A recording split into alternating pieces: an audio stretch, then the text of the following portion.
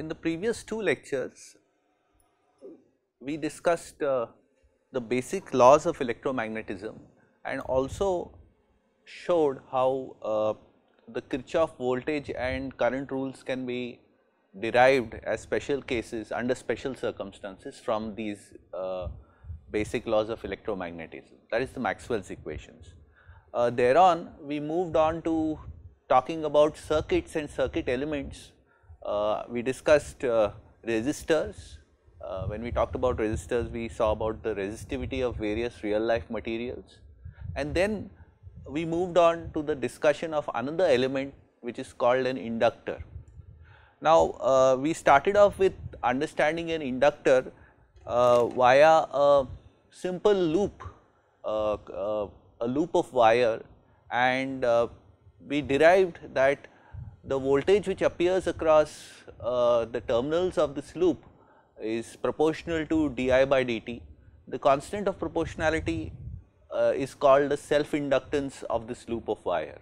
So, just to recapitulate, what we did was we considered a loop of wire. This wire we assumed to be resistance less. We assume that there is a current flow through it. Of course, it is being, the current flow means there are charges flowing and these are supplied somehow from the external world, and this current is flowing through this wire. The same current which is flowing here is also flowing here. So, there is no accumulation of charge.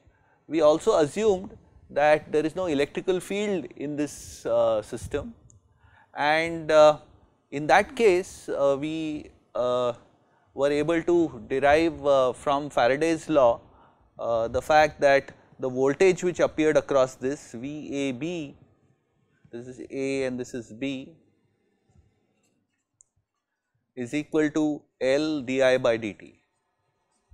Now, this L is called the self inductance, and voltage is essentially appearing across the terminals of this wire, and the current itself causes a magnetic field to be there present in the loop.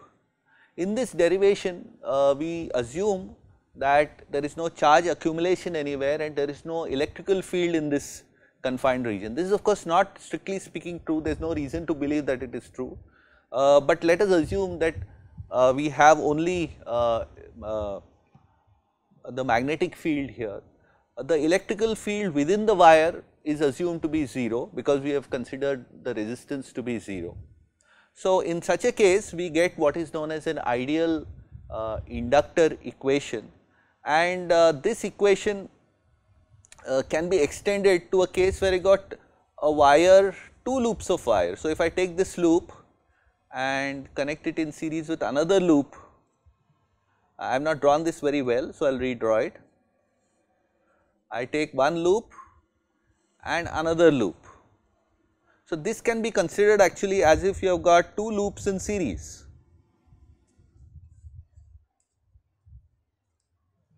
Now, since you have got two loops in series now, the electrical field, the magnetic flux through this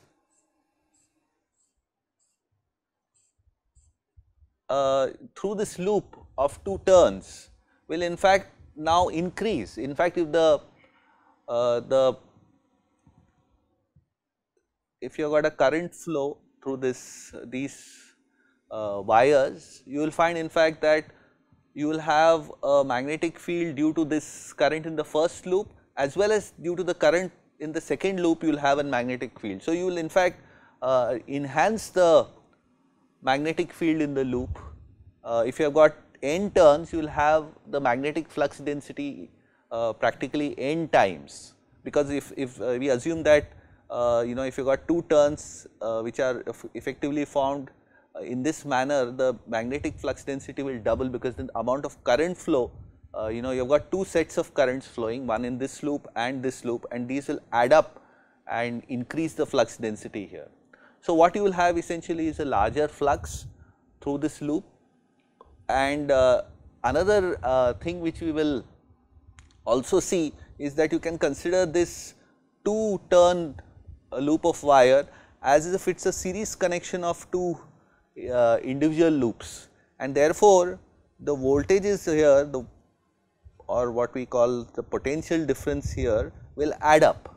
So, in fact, if you assume that these loops of wire each turn is effectively seeing the same amount of flux, in that case you will find that if you have n turns, the inductance will increase by n square, because you not only have more flux here because you have got more current, two sets of current here, but because of the fact that the voltage which appears across these two terminals can be considered as a series connection of two turns, your voltage also will double. So, you can see that in case you have got n turn loop of wire, you will find that the inductance is increased by n square. So, this is a important aspect of an inductor. You can actually increase inductance by increasing the number of turns. This inductance is the constant of proportionality here, and the important thing which you should remember, of course, is that this inductance is dependent on the geometry, because this B which is caused by this current I is in fact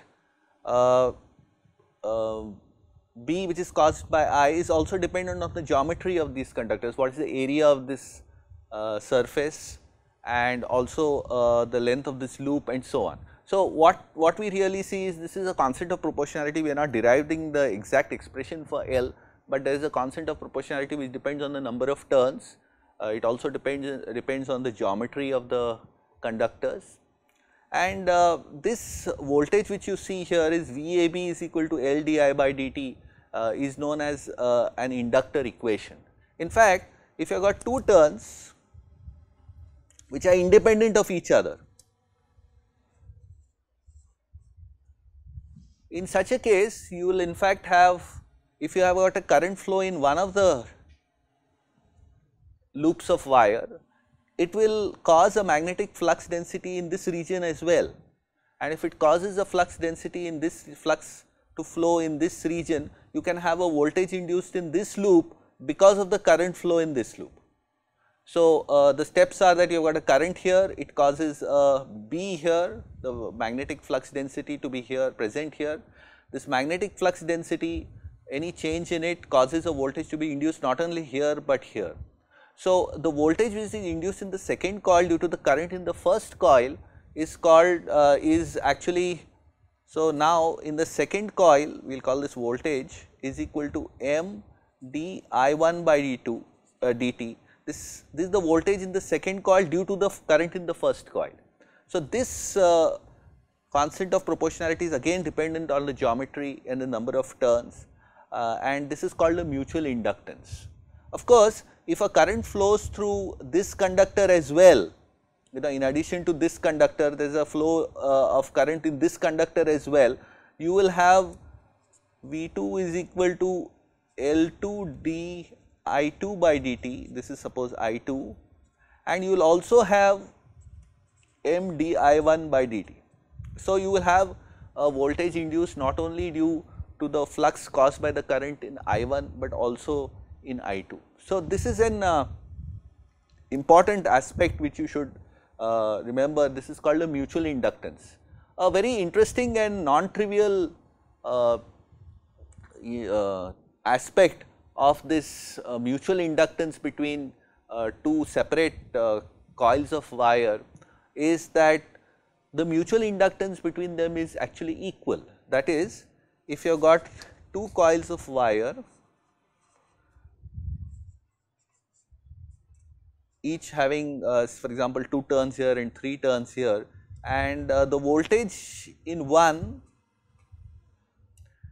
is equal to L d I1, I will call this L1 the self inductance of the first, plus M d I2 by dt. This is a constant of proportionality which gives the, which is due to the voltage induced in the winding 1 due to the current in winding 2, and you will find that V2 is equal to L2 d I2 by dt plus M d I1 by dt. actually it is non-trivial aspect that these two constants of proportionality actually turn out to be equal. So, this M is equal, that is the voltage induced in this winding due to current in the first winding, rate of change of current in the first winding, the constant of proportionality is the same as the voltage induced in this winding due to the current induced due to the current in this winding. So, the constant of proportionality in fact is the same. It is non trivial to prove this in a general case, but in fact it is true. So, this is an interesting aspect about coupled coils. You can have voltage induced in a by mutual coupling between two coils because of the flux created in the second coil due to current in the first coil. So, this device is called an inductor or a mutually coupled inductor. So, a mutually coupled coil, a special case of a mutually coupled coil is a transformer. In a transformer, the flux density seen in the second coil, if there are two coils, the two coils are arranged in such a way that the flux flowing through the first coil also links the second coil. In fact, all the flux which flows through the first coil links the second coil, and this kind of device is known as a transformer. Since the flux linking one coil is the same as the second coil, what you find is that the voltage which appears here is simply proportional to the number of turns in these coils. Now, how do you arrange for the flux flowing through two coils to be exactly the same? Well, it is not easy to do that. You in fact have to have the coils very close to each other and practically of the same area. But it turns out that a practical transformer can be made by ensuring that the tube of flux in one coil links the second coil entirely in an ideal transformer. So, whatever flux flows, the tube of flux, it actually links both coils exactly. This is not easy to arrange unless you use a material which kind of guides the magnetic flux. So, the flow of magnetic flux, if it can be guided, then in that case it is possible to arrange such that the flux flowing through the first set of coils, first coil is also equal to the second coil. This is arranged by using a ferromagnetic material. A ferromagnetic material, you will recall in the first lecture, is a material which has got a large relative permeability, and because it has a large relative permeability, the amount of flux which is created due to a current is much more than what you would find created in free space. Now, what happens is that if you have this ferromagnetic core, this I will not prove it here, but if you got a ferromagnetic core which has got a large relative permeability with respect to, let us say, free space outside or air outside, then you will find that the flux has a tendency to be flow in this ferromagnetic region only because of its large mu r. Now, this is not trivial again to prove in a very rigorous sense, but this is how the flux can be actually made to flow in a certain path using ferromagnetic materials. Now, this is of course an idealization. In fact, it is not that the flux entirely flows to the ferromagnetic path, some of the flux in fact can leak out.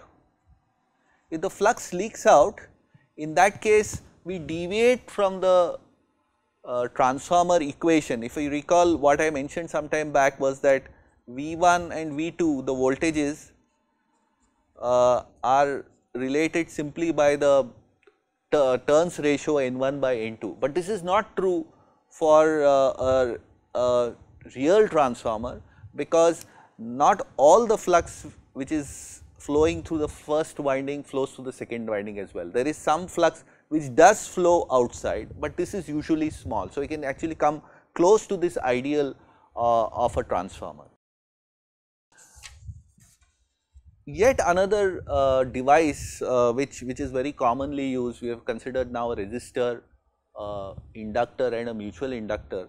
What we really will go, we will just re-record this. The next device which we will consider is a capacitor. Now, when we are talking of a capacitor, let us make some assumptions that a capacitor is simply, let us assume, we will assume here that a capacitor is simply two metallic plates or two metallic metals surfaces which are actually in space, which are actually separated by free space or dielectric or insulator material. And if you try to understand how the capacitor equations come about, let us first assume that this capacitor is a kind of isolated element, and we will assume that the electrical flux flowing out of a sphere or a surface, closed surface around this capacitor is 0. Now, suppose we have got this two plates which are separated by free space or some dielectric material, and we assume that the electrical flux through a sphere which is surrounding it, the flux emanating from it is 0. And now, if by some means I have some charge flowing into this into this sphere, which consists of a metallic wire connected to plates of this kind. So, if there is some current flow into this set of plates, what you will find is, if you make an assumption that the electrical field going out of this sphere, a closed surface, is 0, then you will have no net charge in the sphere. So, but if there is a current flow, it would mean that the charge is accumulating on either of these plates. So, let there be a current flow into this. We will assume that the electrical field outside, that is the electrical field flux flowing outside the sphere is 0. So, there is no net charge inside. So, if there is a current, then if there is a current flow into this into this area, into this sphere, you will find in fact that plus q will accumulate on one and minus q will accumulate, some charge will accumulate, positive on one plate and negative on the other. So, if there is a charge accumulation on these plates, let us say plus q and minus q, there is no overall electrical field emanating out of this sphere. There is no if you compute E dot ds over this entire sphere, as we had discussed in Gauss's law, then if there is a plus charge here, there will be a minus charge here, because there is no accumulation of charge inside. Note that this assumption about the electrical flux, the overall electrical flux flowing out or into this sphere being 0, is necessary to explain the fact that if you have got plus q on one plate of the capacitor of this arrangement, which is essentially a capacitor arrangement, then it has to be minus q in the other. If the electrical flux flowing through this sphere is 0, it means that there is no net charge accumulation within this setup. And if we start off with 0 charge, if current flows into this setup which is within this sphere, then if plus q appears on one plate, then minus q appears on the other plate, but the net charge is 0. So, the overall electrical flux flowing out of the sphere or into the sphere is in fact 0. So, this assumption effectively explains or is consistent with the fact that plus q is on one plate of the capacitor, then minus q is on the other plate. In case you have got different charges on the two plates of the capacitor, there will be a net electrical flux outside coming out of the sphere, but we will discount this, rather we will not consider this aspect in our understanding of the capacitor.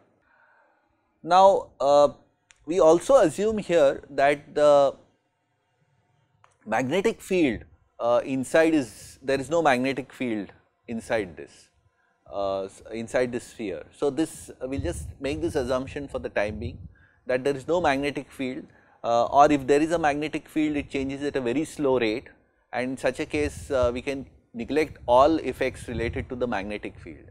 In such a case, what we will find is that if there is a accumulation of charge of plus and minus, there will be of course an electrical field in this region, and because there is an electrical field in this region, if you actually find out E dot dl, you integrate E dot dl from this to this surface to this surface, you will find in fact that there is, this will be non-zero because there is an electrical field here, and because there is an electrical field here, you will find this non-zero voltage will appear across the plates. So, now what we have is this electrical field which you see here, which you are going to have here, is going to be proportional to these charges. So, if I for example double the charge here, the electrical field also between the plates is going to double, and because that happens, there is a linear relationship between E and the Q, and because there is a linear relationship between E and Q, if you integrate this E dot dl, if you recall, this E dot dl is the standard notation which you have used in the past two lectures. From A to B, you will find that a voltage is induced. So, this is, we call this a voltage, and this sorry, so this in fact is we call this minus E dot dl, and this in fact is shows that in fact in case there is a charge, there will be a voltage across the plates, and so we express this, that Q is equal to CV, and this is a constant of proportionality which we call the capacitance. And of course, if there is a change of charge here, you know, for example, if there is a current flow into this system, you will find that dq by dt is nothing but the current flow. Therefore, you will have I is equal to C dV by dt, and this in fact is the capacitor equation. So, you have in fact a nice relationship. This is in fact a capacitor, just like how we had an inductor, but when we are trying to understand how a capacitor is and how an inductor is, remember that we are making some assumptions here. We are making assumptions that the magnetic field, for example, here the effects of the magnetic field are not considered. The second thing is, when you are considering an inductor, when we consider the inductor, we actually neglected all effects of the electrical field. So, this is an important assumption to make when we try to understand a capacitor or an inductor. Of course, this is not strictly speaking true, and we will have to relax these assumptions under certain situations. So, a capacitor is a device which primarily has electrical fields, and the effect of the magnetic fields are not very prominent. But is this in general true? This will not be true for any real device which we make, and we shall show you a few experiments here today to illustrate this fact. Now, a mutual inductor is something which we discussed some time ago. The flux caused in a coupled set of coils, rather I should say the flux caused due to the current in one coil, it causes a voltage on the other coil. Now, if you look at a similar situation with capacitors, you can have what is known as a mutual capacitor as well, where you have got plates, not just two plates, but 3 or 4 plates here, and you can form a kind of an equivalent capacitor network. This is essentially something which can be, so this is like kind of a model of this system. So, if you have got a set of 4 plates in a given region, you can model it as if it is a network of capacitors. So, this is of course an example taken from the Feynman lectures of physics in chapter 22. Now, if you recall, one of the assumptions we made when we considered an inductor was that there are no electrical fields in this region. We assume that the resistance of this wire is 0.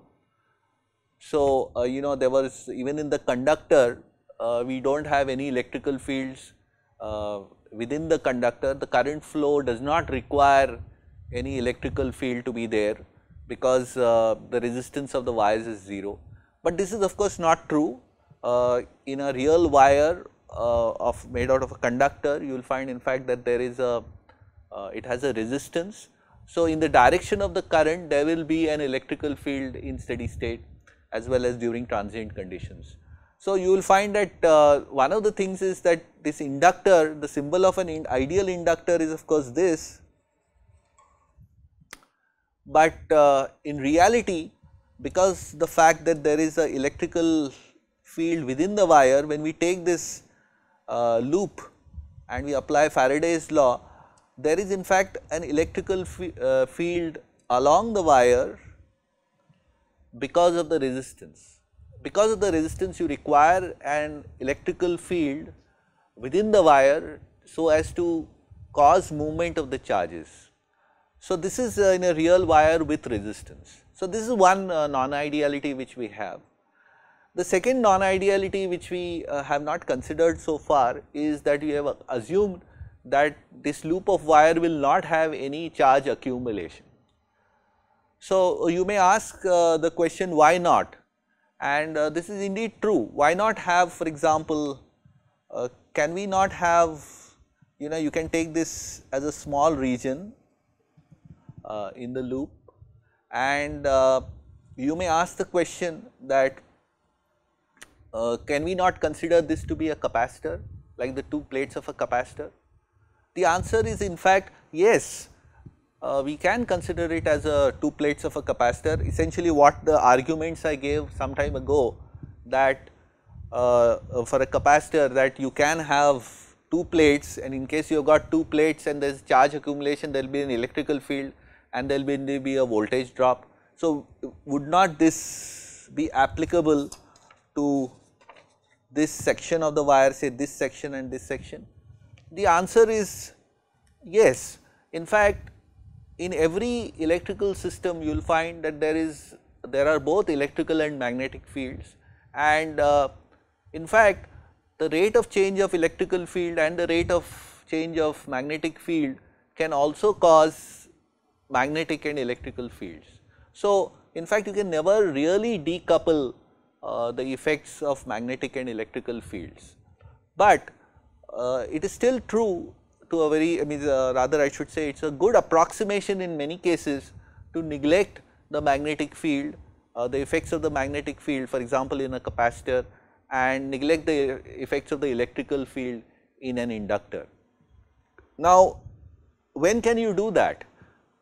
You can do that actually only if the rates of change of the electrical and magnetic fields are very small, or the magnitudes of the electrical and magnetic fields are very small. Recall Maxwell's equations, which I will just show to you again.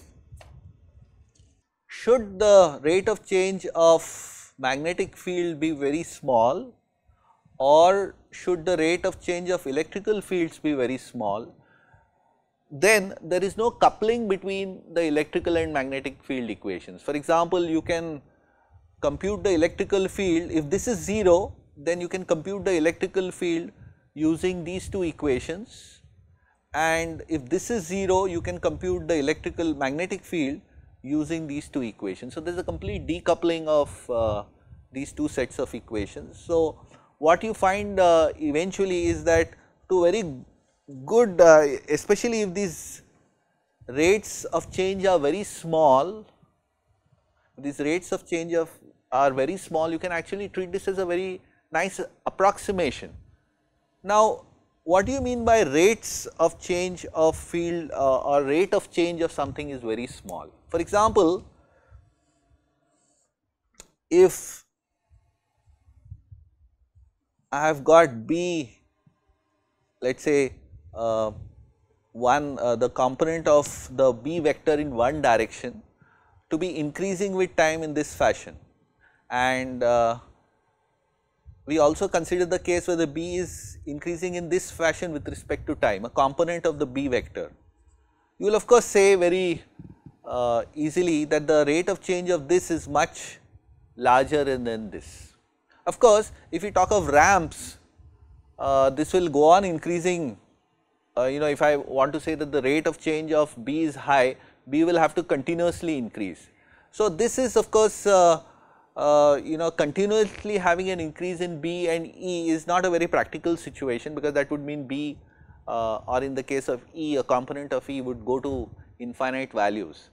But there is another situation where you can have very large rates of change of B and E continually without having to have a ramp.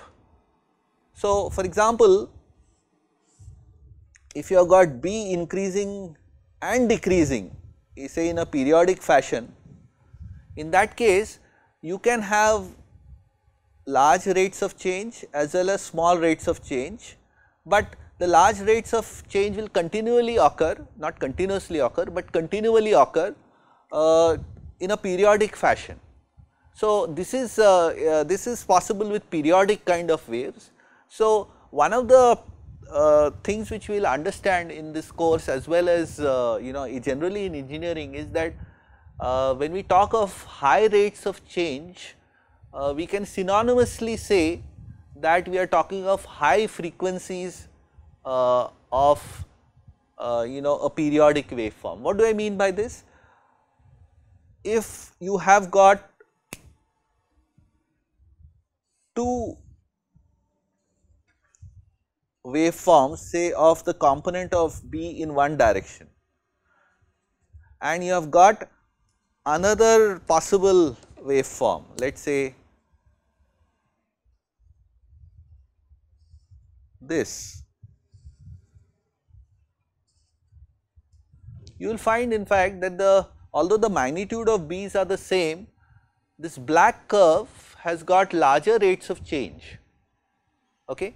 So, one of the synonymous kind of ways or equivalent ways of talking of high rates of change is not talk of a ramp or a continual increase in the value of a component of a vector like B in a certain direction, but talk in terms of high frequency. So, when you talk of high frequency, what a high frequency periodic wave, it automatically means that there are instances where the rates of change are very high. So, if you have got a magnetic flux density of 0.1 Tesla sinusoidally varying at 50 hertz, the rates of change of B are smaller compared to the same magnitude sinusoidal waveform at 1 megahertz. So, you will find that engineers often talk of high rates of change in the same breath as high frequency. So, if you have got a waveform which has got a very high frequency, you can expect large rates of change. Okay. So, you can have two waveforms of the same magnitude, but if the frequency of one is double of the other, the rates of change also double.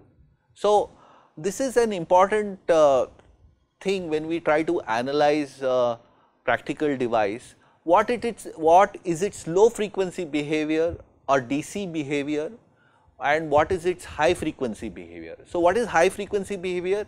It is the behavior which captures how the system will behave for high rates of change. Now, I mentioned some time back that an inductor behaves like an inductor, or an ideal inductor can be thought of as a device in which there are no electrical fields within that volume, in that coil, within the conductor as well as in the space between the conductors. But I also mentioned that this is an approximation, this is not true always. In case you have got high rates of change of electrical field, they will in fact affect how an inductor behaves.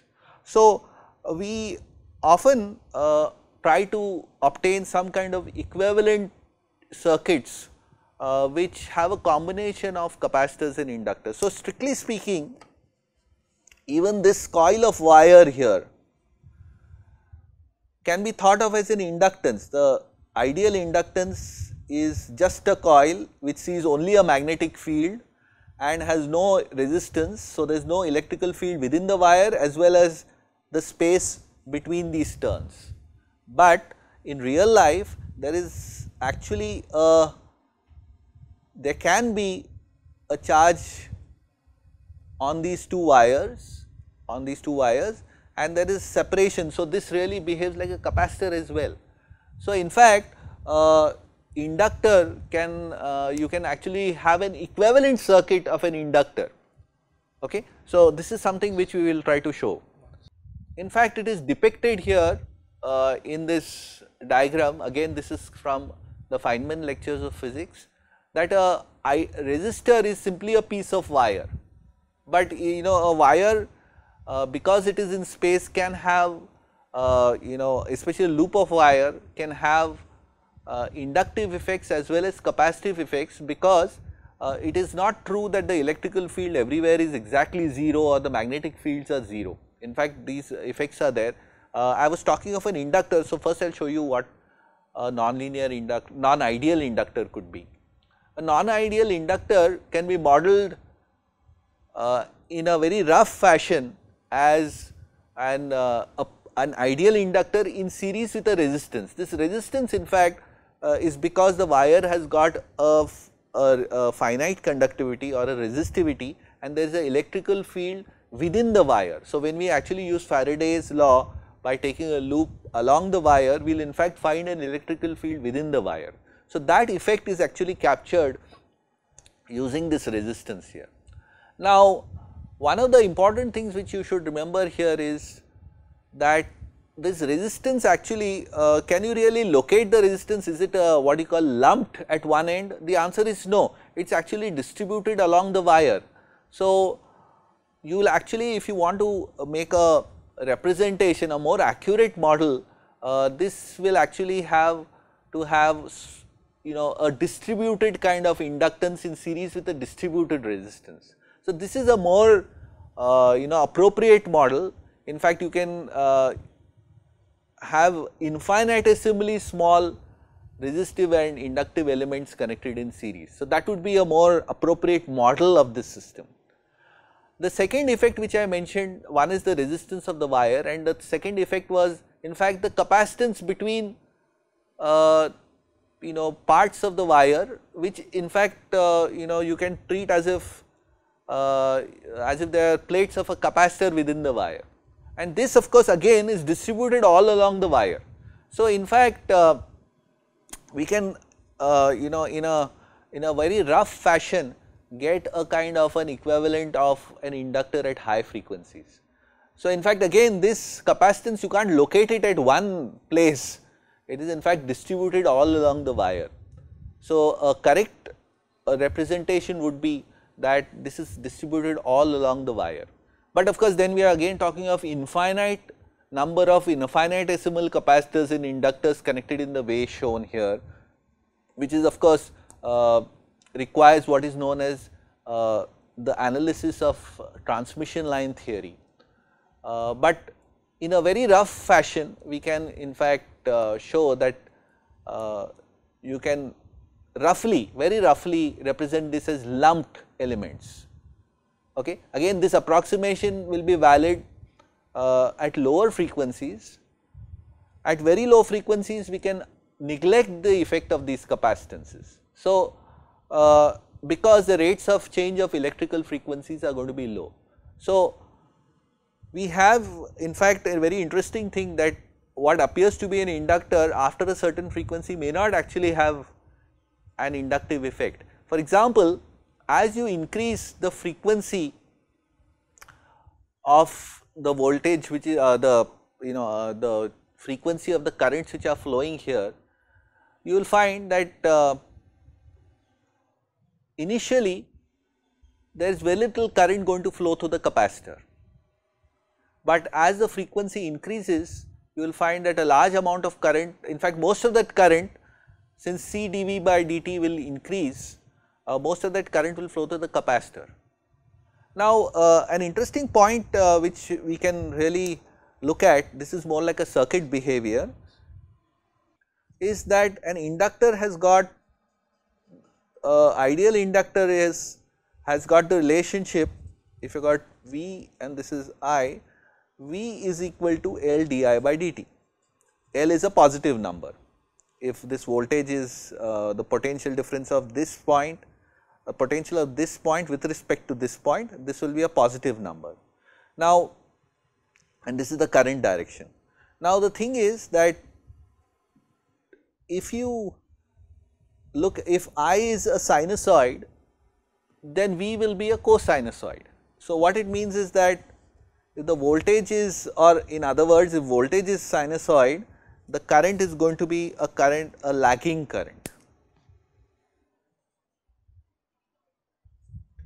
On the other hand, if you take a resistance R, the voltage across a resistance we have seen is defined by Ohm's law. So, what we have is, in case your voltage across the inductor is this, across the resistor is this,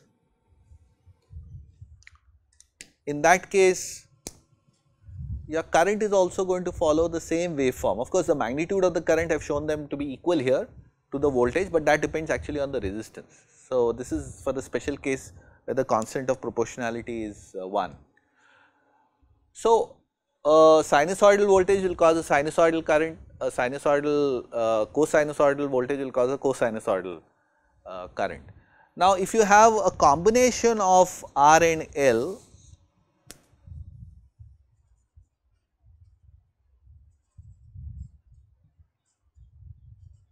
if you have got a combination of R and L, what you will find is, of course, that if you look at the entire voltage which is applied here, it is in fact you will get an intermediate effect. That is, this again I am not proving, it is usually covered in most high school or first year engineering courses. So, I will just kind of tell you the concept here.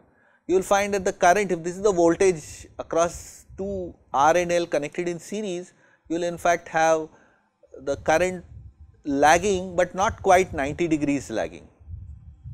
So, you will have a intermediate effect of a resistor and an inductor. In fact, if this L is L di by dt, if this the voltage L di by dt is going to increase, suppose I apply a sinusoidal voltage here, L di by dt will be larger in case the frequency is larger.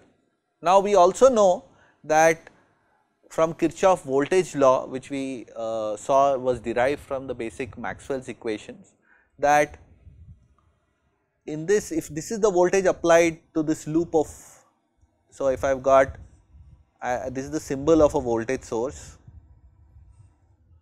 let us say sinusoidal voltage source.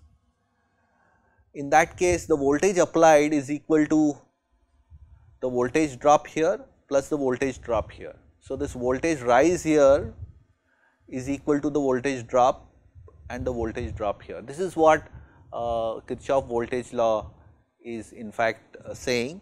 We in this, when you are applying this Kirchhoff's law in this loop, there is another effect which, if you are if strictly speaking, there is going to be, since there is a current flow here, there is going to be a electrical flux inside in this loop as well, and because there is a wire here, you can have also capacitances here.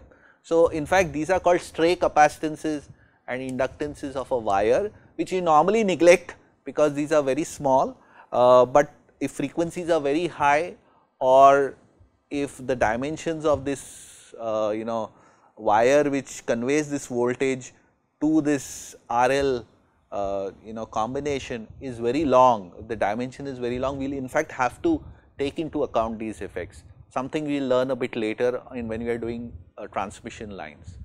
Now, coming back to what I was saying, if the voltage applied is defined here, this voltage, suppose is voltage is or EMF is something which is created separately by a generator or a battery and a generator effectively causes the electrical fields to be generated because of charge separation, and this charge separation occurs because in a battery due to chemical reactions, or in a generator because a conductor is moved in a magnetic flux, because of which the charges are given a force. So, electromotive force is created here, and by Kirchhoff voltage law we find that this voltage is applied to this.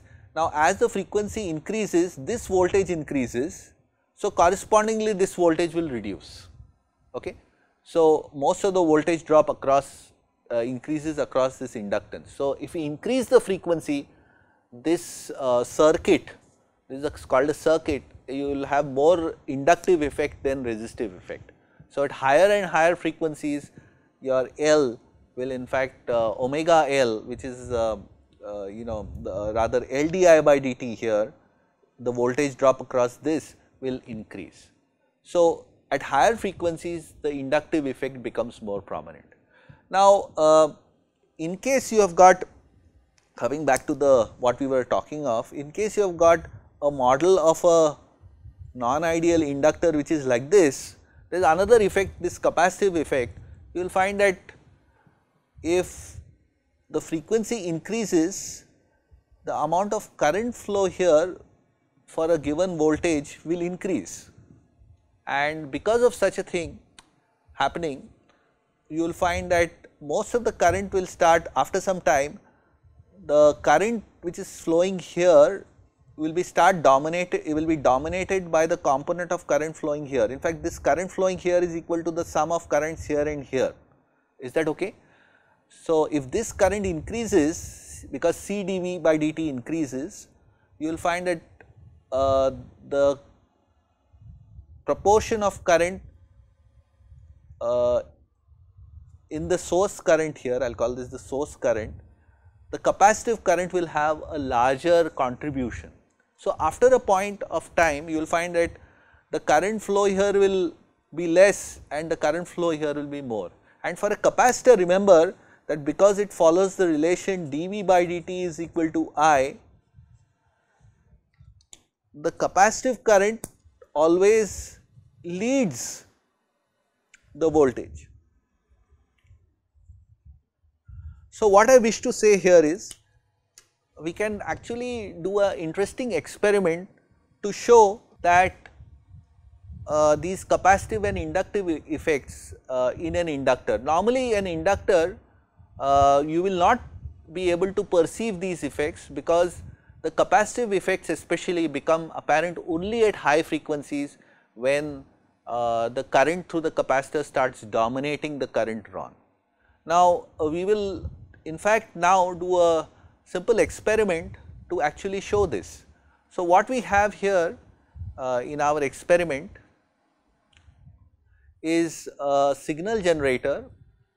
We will use this to inject a sinusoid and apply it to an inductor. Now, if you look at this inductor, it is a 60 millihenry 50 hertz inductor, and since it is a 50 hertz inductor, let us just take a little bit of time to understand the construction of such an inductor. If we want to make an inductor, what we can do is of course have a loop of wire, but the disadvantage of having a loop of wire is that usually the inductance or the constant of proportionality between V and di by dt is actually quite low, because the magnetic field caused because of current flow in the wire is quite low. But in case you put a ferromagnetic material, if you wind this conductor on a ferromagnetic material, because it has got a very high mu r or the relative permeability, the amount of flux in this can be much higher. So, what happens is, for a smaller amount of current you can get a larger magnetic field, magnetic flux, and because of that you can actually, for a smaller dimension set of turns, you can get a reasonably high value of inductor. In this case it is a 60 millihenry inductor. Now, of course, a ferromagnetic material also ensures, this is something which is non-trivial to show, or rather it cannot be shown in a short amount of time, but you may think over it, that because you have got a ferromagnetic material, you also ensure that the flux practically flows in the tube which is formed by this ferromagnetic material and not elsewhere. The elsewhere, let us assume, is free space or air, which has got much lower or rather relative permeability is just 1, whereas for a ferromagnetic material it may be in excess of 1000. So, this is what real life inductor looks like. A real life inductor, of course, is made out of a ferromagnetic tube of material, but again, to make a tube of material is sometimes difficult, and you can in fact construct it actually using laminations which are thin, very thin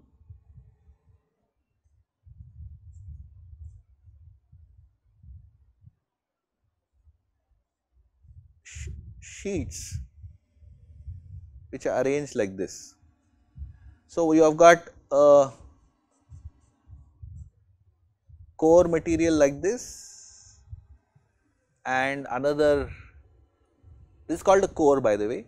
So, you can actually have these kind of sheets, one sheet is in this direction C and one is a simple rectangle, and what you do is just stack all these sheets together and you get something like this. So, you can actually create a tube. In fact, you can have another kind of construction, in fact that is the one which is used here, is you can have these sheets which are EI,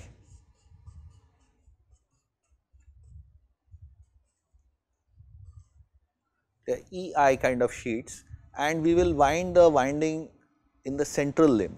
So, the tube of flux, in fact, now you do not have a tube of flux, but flux flows in this fashion, but again through the ferromagnetic material.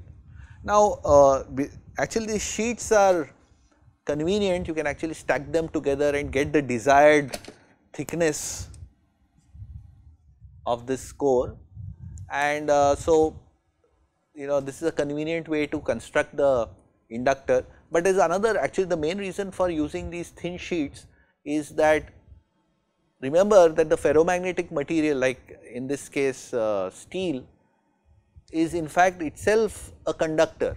So, what happens is that if it sees a changing magnetic field, as happens in an inductor typically, if there is a change in current, there will be a change in magnetic flux, there will be current eddies formed within the material itself. Now, one of the ways to avoid too much of these current eddies is to take thin sheets. So, the current actually flows through an extremely thin sheet or lamination, it is extremely thin lamination. So, the current is extremely constricted in this lamination and therefore, it encounters a larger resistance. So, what happens is that since you have got a very thin sheet of material, the amount of eddy currents in them, because the current loops have to flow through a very small cross sectional area. In fact, the resistance of this core becomes less. So, you take these sheets, insulate one side, again put another sheet, insulate it and put another sheet. So, these laminations are in fact insulated. So, what happens is, because of this, the eddy current effects are reduced, they can never be actually completely avoided. So, the core material itself will have eddy currents in them and will affect the electromagnetic environment. But as an idealization, we can neglect this in case you have got extremely thin laminations, okay, because in thin laminations the eddies encounter extremely constricted areas in which they can flow, they see a very little cross sectional area. So, the eddy currents can substantially reduce. Alternatively, you have to find a material which is not only ferromagnetic, but also a bad conductor. So, we have another set of materials called ferrites which are used at higher frequency. In fact, if the rate of change of flux is higher, the eddy currents also increase, because the voltages or the electrical fields induced inside the ferromagnetic material also increase. So, in fact, this lamination arrangement becomes not very useful when you go for higher and higher frequencies. So, you will find that higher frequency inductors are often made out of ferrite material. But of course, ferrite material it has got lower it has one more problem, that the relative permeability saturates, in the sense mu r is high, but if the magnetic flux density increases beyond a point, the mu r in fact starts becoming reducing. So, this effect is called saturation. So, the large mu r which you expect out of a ferromagnetic material is kind of saturates as the amount of flux increases. So, these are other non-idealities which you see in an inductor. What we will do in this experiment is apply a very low relatively low voltage, and we will apply a sinusoid. We will change the frequency of the sinusoid, and because we are changing the frequency of the sinusoid, the rates of change seen by the inductor, the voltage applied across the inductor will change, and you will find that all the you can say that we can try and see if we can see if any capacitive effect starts becoming apparent or not. There are the non-idealities which are of course present are the resistance of the wire.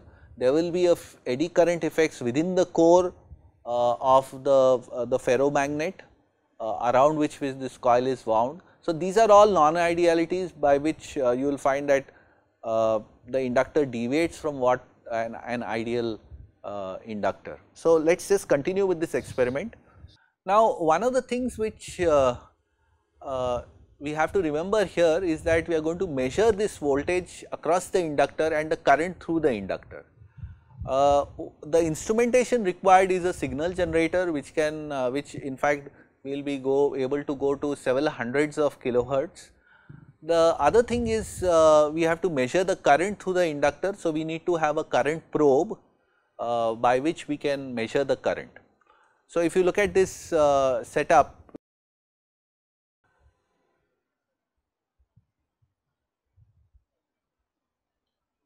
this is again when we talk of a current probe, a current measurement, normally when you do a measurement, the measurement in fact is of the voltage, but now we need to measure the current. One of the ways of measuring a current, which is very straightforward, is to have a small resistance in series with the element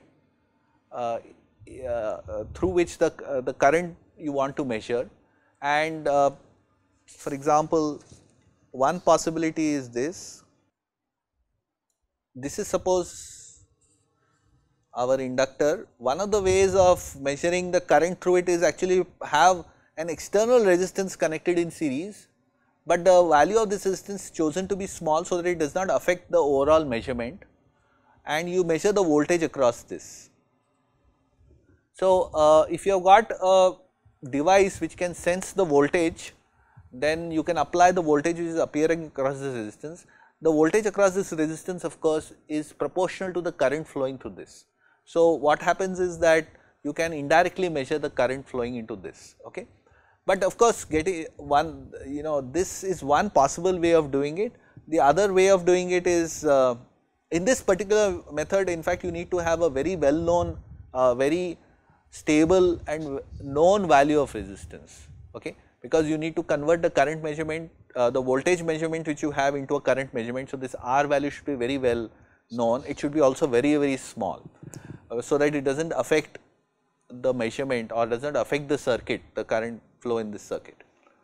Now, the other way of measuring is to have a transformer. We have not come to a very thorough discussion of transformers, but let me just tell you that you can in fact have a similar kind of measurement using a transformer. It is called a current transformer, which is connected in series with the winding. So, in this case the resistance is not connected directly here, but through a transformer on the secondary of the transformer. The third way of measuring it is try to somehow have a sensor which can pick up the magnetic flux around this wire. Now, what one method of measurement does is in fact have what is known as a Hall effect sensor. A Hall effect sensor is a semiconductor in which some current is flowing. We make a current flow by applying a voltage through it. So, we apply a voltage and there is a current flow, there is a resistance also, there is a certain current flow, and if this particular element is placed in a magnetic field, what happens is, suppose there is a magnetic field in the page, there is a magnetic field in the page, then what happens is that you have the charges which are flowing because of the current experience a force and they migrate towards these two ends or these two surfaces of the sensor. So, what happens is that if you got a Hall effect sensor, you have got a current flow, there is an external magnetic field which are in fact which is proportional to the current flowing in this circuit, and this causes a force on the charges which are moving and they all migrate towards the positive to one side. In fact, depending on the sign of the charge, you will have the charges migrating towards one side because they feel a force, because there is a V cross B force here. Okay. Remember Lorentz force law. So, what happens is that you can measure the voltage appearing across these two surfaces, because there is an accumulation of charge there, there will be an electrical field across these two surfaces, and because of that you can actually measure the and the amount of charge which is accumulating here depends on the magnetic field, external magnetic field. So, what you can do is have a device which you place in this magnetic field and it creates a voltage which is proportional to the magnetic field.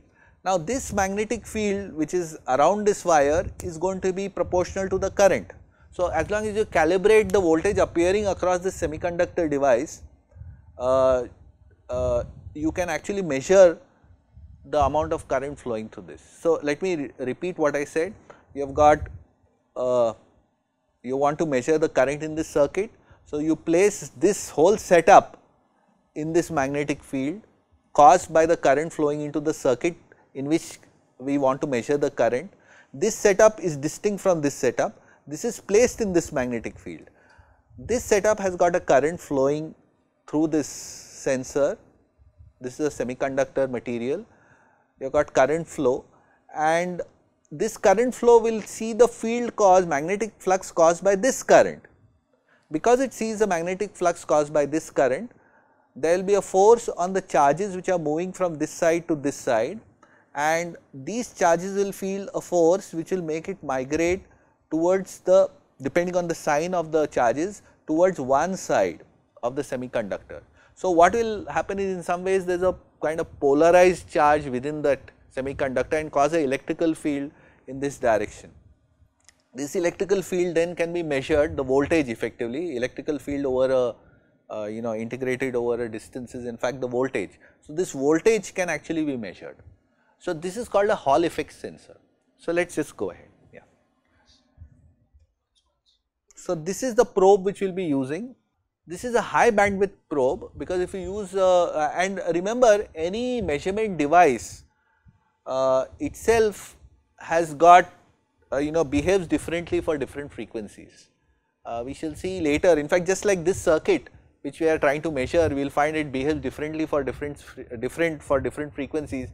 This sensor, the current sensor itself behaves quite differently for different frequencies. So, what if you are going to make a measurement on this setup, we should try to select a current measurement device which gives accurate measurements over the frequency range which we are going to use here.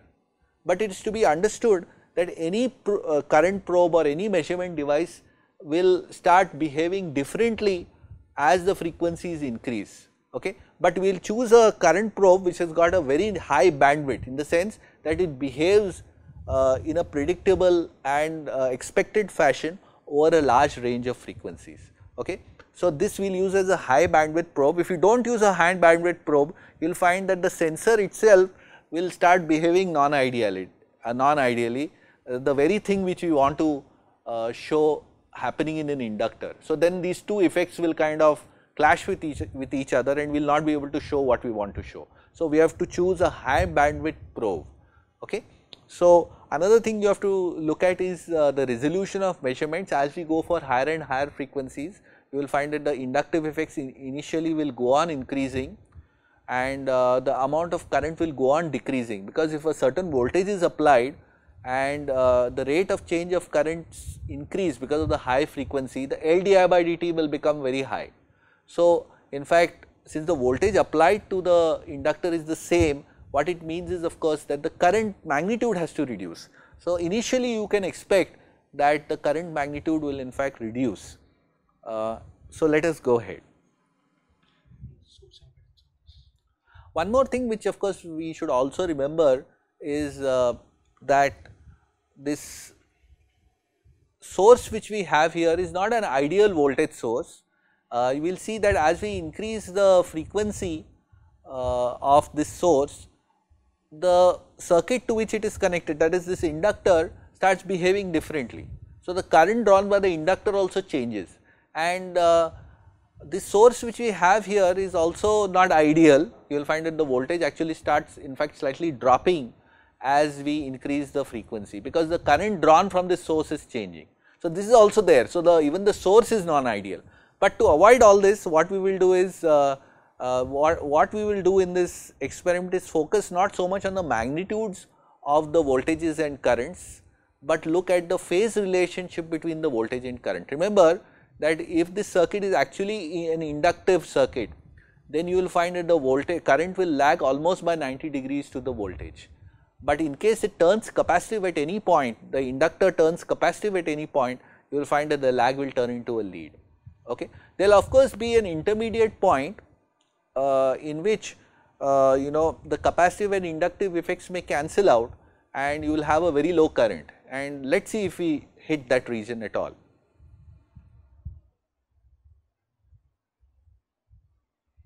So, he is clamping it, this device which is a current source, so that it sees the magnetic field, or the magnetic field is seen by the Hall effect sensor. You will find the this Hall effect sensor in a lot of literature, both on the internet as well as in books. So, we will go ahead with this experiment and not get bogged down so much on the behavior of the Hall effect sensor itself. Let us you can take it from me that this setup effectively has got a very high bandwidth. So, the current probe will measure this current reasonably accurately.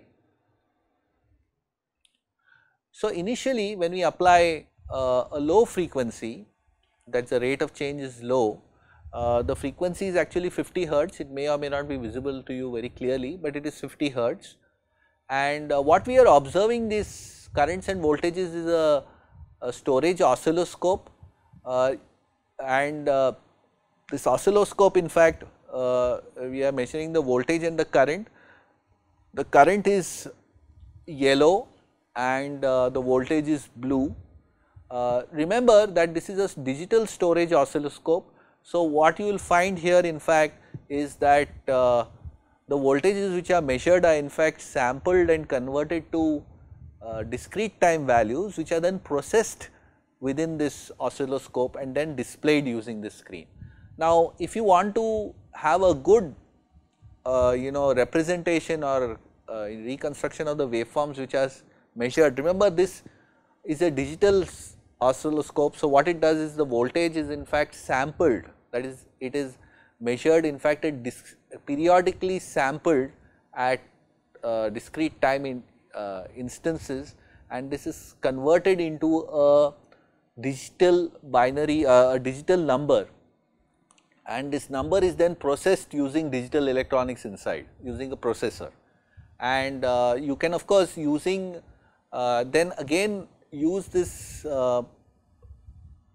digital signal and plot it on the screen like a computer. And remember that you can also, because you have got all these sampled measurements, you can also run filtering algorithms, because these are not only these are discrete time measurements which are again quantized, that is made into a number. You can use a processor and also implement algorithms and process these signals. For example, you could take the time average of these signals, or you can actually implement some filters to remove high frequency components. Okay. So, this is something which you should remember. We are having a reasonably high sampling rate. So, we assume that although we are doing discrete time sampling of these continuous time waveforms, for all practical purposes we are capturing all features of the waveform pretty well. Yeah. But these are some things you need to worry about when you do a measurement. What is, if you are using a digital oscilloscope, you should know the sampling time which is being used, whether you are doing any kind of filtering, whether you want to do any kind of filtering or you do not want to do any kind of filtering. Usually these devices will give you these options because these signals can be processed within the storage oscilloscope because of pre-programmed algorithms which are usually made available along with these devices internally. So, let us go ahead with our experiment. There is a lot of things to tell you. So, we have increased the frequency to, let us just see whether the value is visible. I am not able to see the frequency. The frequency is, what is the frequency here? Oh, we are starting again at 50 hertz. He is just to make it a bit simpler, he is showing it on a screen. As he increases the frequency, in fact, there is some transient which occurs. We will understand how this transient behavior is in the next lecture. But what you see is he is scaling the currents here. What you will see is in fact the frequency now is 500 hertz and the current is still lagging the voltage. As he increases the frequency further, which he will do presently, there is a small transient. One of the things you will notice is the current has dropped. This dropping of current is occurring because of the fact that the inductor, effectively the inductive, the L di by dt is increasing. So, the amount of current flow is actually, the di by dt increases because of increase in frequency, but since the voltage applied across the inductor is the same, what it means, the magnitude of the current should reduce. So, that L di by dt is approximately the voltage applied. So, the magnitude of the current has decreased, but you still see it is lagging. Yeah. This is 5 kilohertz and you still see that the current is lagging the voltage, but the magnitude has significantly reduced. So, now we further increase and now the current has almost become 0, and if it is increased further, an interesting thing happens. This is still lagging the voltage, yes, but the magnitude has reduced significantly. So, if you increase it further, now the current has become very small compared to what it was before. Now, it is 53 kilohertz. Now, the current has again reduced. So, he will rescale the current. No, he will not rescale the current. My student who is here operating this computer here, yeah. So, now the current has almost become 0. Okay. So, this is in fact because the inductive and capacitive effects have kind of cancelled out. In classical terms which you may have learnt in the first year engineering course or perhaps in even high school, we have come to what is known as a parallel resonance point. The capacitor and inductor are in parallel and their current drawn by them is kind of cancelling each other. One of them draws a leading current and one of them draws a lagging current, and if the magnitudes are equal, which occurs at what is known as the resonant frequency, which is in radian per second equal to 1 by root LC, you will find in fact that you come to a almost 0 current here. If we increase the frequency further, which he is doing now, you will find that the current starts increasing again. But the interesting point is that this effect is now, this frequency is now increased to around 100 hertz, 100 kilohertz. You will find that now the current is, one thing you may notice while he is changing it, there are some transients which are seen, which are because of the circuit itself, okay, there are some transients, and also because of there are some filtering algorithms within the storage oscilloscope which are processing these signals, and these also introduce some transients in the waveform. But anyway, now it has reached a sinusoidal steady state, and what you see now is the current is leading the voltage, and now because it is leading the voltage, effectively what we are inferring is that it is in fact a capacitive effect. Now he has increased the frequency even further, is 600 kilohertz, and what you see here is now the current is leading the voltage. So this is an indication that yeah, this is the experiment which we wanted to show you. You can try it out in a laboratory as well, but what you need to really take care of is the kind of instrumentation you are using. You need high frequency sampling storage oscilloscope. You also need to have a high frequency current sensor, a sensor which should not introduce its own non-idealities, that is what I mean, into the system, and you should be able to see this effect. So, with this we will end today's lecture. In the next lecture we will see whether similar effects can be observed in a resistance and a capacitance as well, and thereon we will move to transients in electrical circuits. So, with this we will stop today's lecture.